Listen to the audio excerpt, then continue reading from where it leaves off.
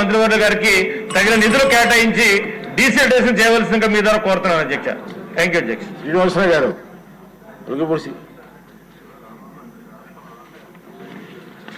అధ్యక్ష,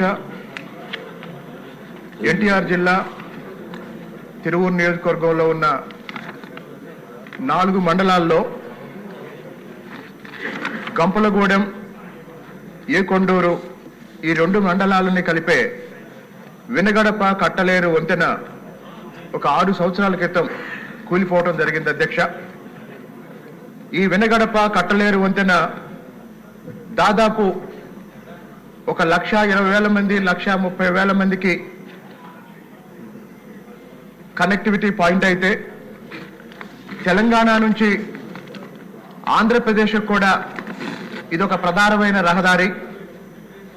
మరి గత 6 సంవత్సరాలుగా ఈ కూలిపోయిన వినగడప కట్టలేరు బ్రిడ్జిని పునర్నిర్మించమని స్థానికంగా ప్రజల నుంచి ఎన్ని విజ్ఞప్తులు వచ్చినా గత 5 సంవత్సరాలుగా అధికారంలో ఉన్న వైఎస్ఆర్సీపీ ప్రభుత్వం 5 సంవత్సరాల తర్వాత చివరిలో మొన్న ఎన్నికలకు ముందు ఒక మోసపూరితమైన శంకుస్థాపన చేసి నిధులు కేటాయించకుండా ఎన్నికల ముందు ఆ సమస్యని పరిష్కరించకుండా వదిలేసిన కారణంగా గత 4-5 నెలల్లో కూడా ఈ సంవత్సరం వచ్చిన వర్షాల కారణంగా వరదల కారణంగా గత 4-5 నెలల్లో దాదాపు 4 సార్లు అక్కడున్న వంతెన అంటే కూలిపోయిన వంతెనకి పక్కన ఉపయోగిస్తున్న రహదారి కూడా వరదల కోసుకుపోవడం జరిగింది అధ్యక్ష.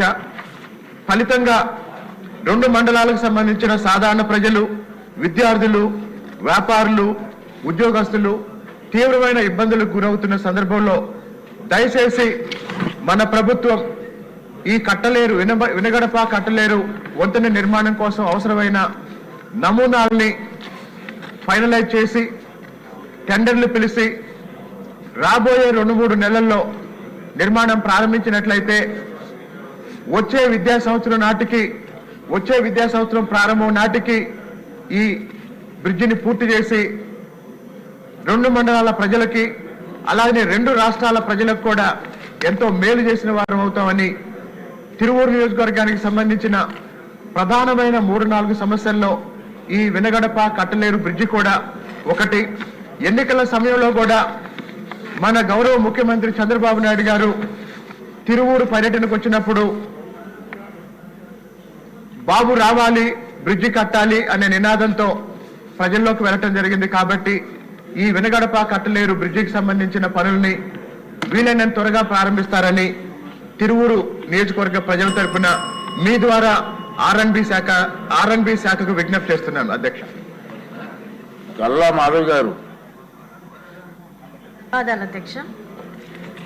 అధ్యక్ష, మీ ముందుకి వీధి కుక్కల సమస్యను ముందుకు తీసుకురాదలుచుకున్నాను.